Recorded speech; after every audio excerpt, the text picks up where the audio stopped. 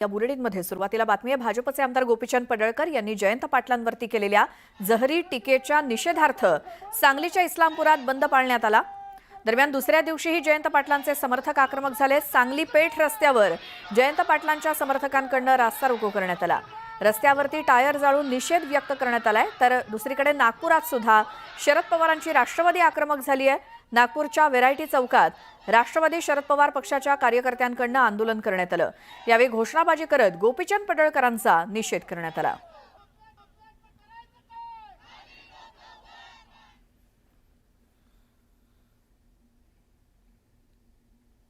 परवाला ज्या पद्धतीने भारतीय जनता पार्टीचे आमदार गोपीचंद पडळकर यांनी ज्या अश्लील पद्धतीने आमचे नेते आदरणीय जयंत पाटील साहेब आणि स्वर्गीय लोकनेते राजाराम बापू पाटलांच्या संदर्भामध्ये जे अतिशय घाणेरडे शब्द वापरण्याचं काम केलं, ते महाराष्ट्राच्या संस्कृतीला न शोभणार आहे। खऱ्या अर्थाने जर भारतीय जनता पार्टीचे नेते देवेंद्रजी फडणवीस यांना महाराष्ट्राच्या संस्कृतीची जर बूध असेल तर त्यांनी ताबडतोब या मंगळसूत्रावर गोपीचंद पडळकरला ताबडतोब भारतीय जनता पार्टीची हकालपट्टी करावी। ते जर तुम्ही करणार नसाल तर कुठेतरी तुमचा त्यांना पाठिंबा आहे हे सिद्ध होणार आहे निश्चितपणे। भाजपने केलेली चूक ही दुरुस्त करत नाही।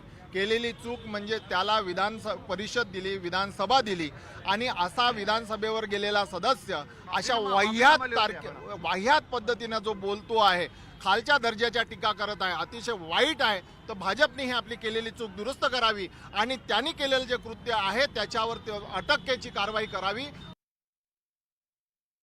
तर राज्याच्या अनेक भागांमध्ये पडळकरांच्या विरोधात जयंत पाटील समर्थक आक्रमक झाले। तशातच पंढरपुरात धनगर समाज आणि पडळकर समर्थकांनी गोपीचंद पडळकरांच्या प्रतिमेला दुग्धाभिषेक घातला। पडळकर यांनी केलेल्या वादग्रस्त वक्तव्यानंतर राज्यभर त्यांच्या विरोधात आंदोलनं झाली। त्यानंतर धनगर समाज आणि पडळकर समर्थक आक्रमक झालेत। शरद पवारांना कधी सुसंस्कृतपणा का दिसला नाही यावरती हे ज्येष्ठ नेते का बोलले नाहीत असा सवाल देखील धनगर समाज विचारताना दिसतोय। तसंच धनगर समाजातील मेंढपाळी करणाऱ्या पोरांकडूनच अशाच भाषा असणार असं देखील मत यावेळी पडळकर समर्थक करतायत।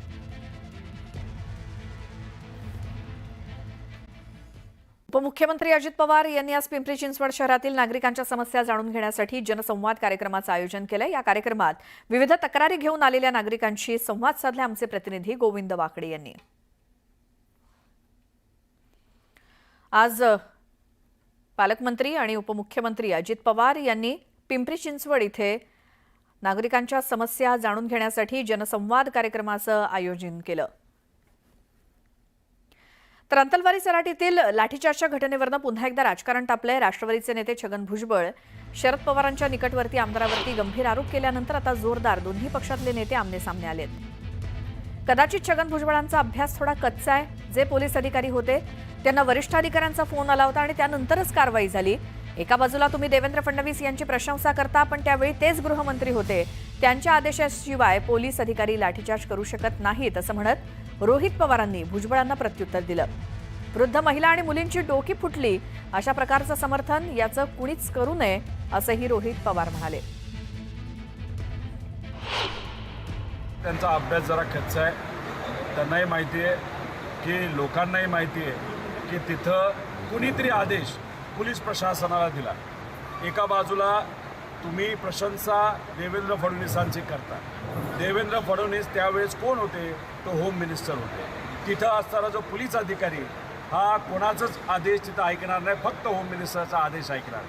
अख्ख्या जगाने बघितलेलं आहे त्या पोलीस अधिकाऱ्याला वरिष्ठ एका व्यक्तीचा कोणाचा तरी फोन आला आणि होम मिनिस्टर नाही तर त्यांच्या कार्यालयातून कुणी फोन केल्याशिवाय कुठलाही अधिकारी हा तिथं दंडाशाही नाही तर आपण ज्याला लाठीचार्ज म्हणतो लाठीचार्ज करणार नाही। तुम्ही सत्तेत असून सत्तेचा उपभोग घेत असताना तुम्ही वेगळ्या वेगळ्या समाजाचं प्रतिनिधित्व करून एक राजकीय पोळी भाजपसाठी वाजवण्याचा प्रयत्न तिथं करत असाल आणि ह्याच्यात समाजामध्ये वाद निर्माण करत असाल तर हे कदापि योग्य नाही। तुमच्याकडे सत्ता आहे राज्यात, केंद्रात। विषय सोडवण्यापेक्षा विषय चिघळण्याचा प्रयत्न तुम्ही सर्वजण करत आहात आणि दुसऱ्या बाजूला शेतकरी सर्व समाजाचे आज मदतीसाठी वाट बघत आहेत, युवा सगळ्या समाजाचे नोकरीची वाट बघत आहेत, महिला सर्व समाजाच्या आज त्यांच्यावर अत्याचार होते, त्या बाबतीत कुणी बोले ना, फक्त समाजामध्ये वाद निर्माण करून भाजप राजकीय पोळी भाजते. पुढची बातमी बघूयात. महायुती सरकारनं गेल्या वर्षीपासून मुख्यमंत्री माझी लाडकी बहीण योजना सुरू केली आणि या योजनेमुळे महायुती सरकार सत्तेत येण्यास मदत झाली. या योजनेतील लाभार्थ्यांची पडताळणी सुरू आहे आणि या योजनेत काही पुरुषांनी घुसखोरी केल्याचं तसंच शासकीय महिला अधिकाऱ्यांनी योजनेचा लाभ घेतल्याचं समोर आल्यानंतर लाडकी बहीण योजनेतील बोगसगिरीला चाप लावण्यासाठी सरकार अलर्ट मोडवरती आलंय. आता सरकारनं ई-KYC अनिवार्य केली आहे.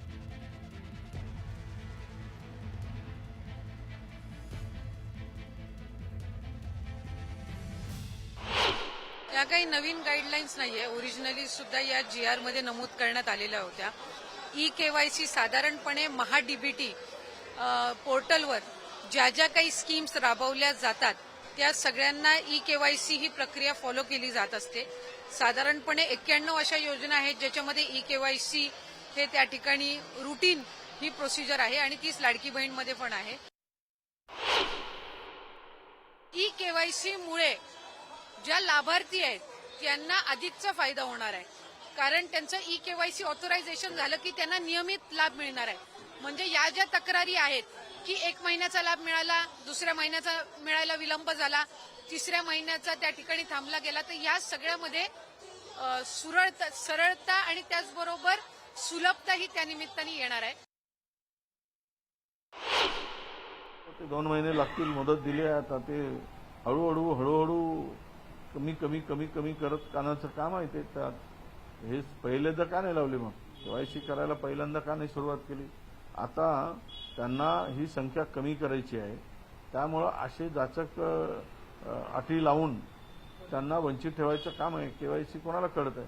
काय गरीब माणसे महिलांना कुठे कळत आहे? ते खेड्यापाड्यातल्या. पुढची बातमी बीडमधनं. परळीतील सहदेव सातभाई यांच्यावर खुनाचा प्रयत्न आणि लूट झालेल्या प्रकरणात बीड पोलिसांनी वाल्मिक कराड समर्थक रघुनाथ फड गँगवरती मकोका अंतर्गत कारवाई केली होती. या टोळीत 7 जणांचा समावेश असून त्यांच्यावर गंभीर गुन्ह्यांची नोंद आहे. मात्र आता अप्पर पोलीस महासंचालकांनी 7 पैकी 5 आरोपींवरील मकोका रद्द केलाय. फड गँगमधील सर्व सदस्यांवरती गंभीर गुन्हे असताना देखील मकोका कसा काय रद्द करण्यात आला याचं कारण मात्र अद्याप समजू शकलेलं नाही.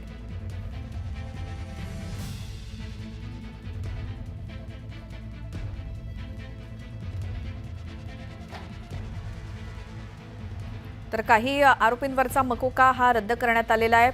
बीडमध्ये परळीत सहदेव सातभाई यांच्यावरती खुनाचा प्रयत्न आणि लूट झालेल्या प्रकरणात बीड पोलिसांनी वाल्मिक कराड समर्थक रघुनाथ फड गँगवरती जी काही मकोका अंतर्गत कारवाई केलेली होती. या टोळीमध्ये 7 जणांचा खरं समावेश होता. त्यांच्यावरती गंभीर गुन्ह्यांची नोंद आहे. मात्र अप्पर पोलीस महासंचालकांनी 7 पैकी 5 आरोपींवरचा मकोका रद्द केलाय. त्यामुळे फड गँगमधील सर्व सदस्यांवरती गंभीर गुन्हे दाखल असताना देखील मकोका रद्द कसा काय करण्यात आला याचं कारण मात्र अद्याप समजू शकलेलं नाही.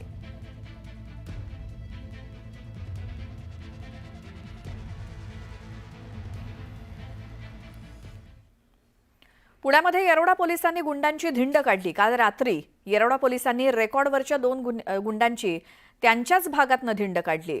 गुंडांची दहशत मोडीत काढण्यासाठी ही धिंड काढली जाते आणि ज्या भागात त्यांची दहशत आहे तिथेच पोलीस धिंड काढतात आणि गुंडांना एक प्रकारे इशारा देत आहेत. मागील काही दिवसांपासून पुण्यामध्ये गुंडांच्या गँगवॉरने अक्षरशः धुमाकूळ घातलाय.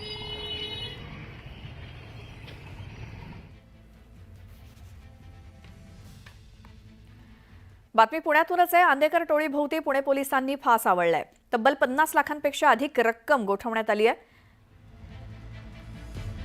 टोळीतील आरोपींची 27 खाती गोठवण्यात आली आहेत. तर आंदेकर कुटुंबातील सदस्यांची ही सगळी बँक खाती आणि लॉकर सील करण्यात आले आहेत.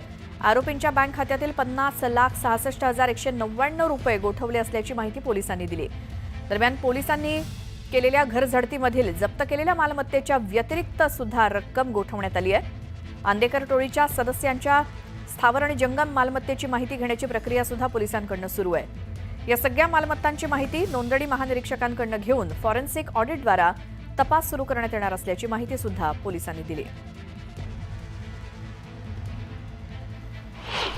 एकूण 50 लाखापेक्षा जास्त अमाऊंट ही फ्रीज करण्यात आलेली आहे. पुढील माहिती घेण्याची प्रक्रिया आता तज्ज्ञ ऑडिटर यांच्या मार्फत चालू आहे.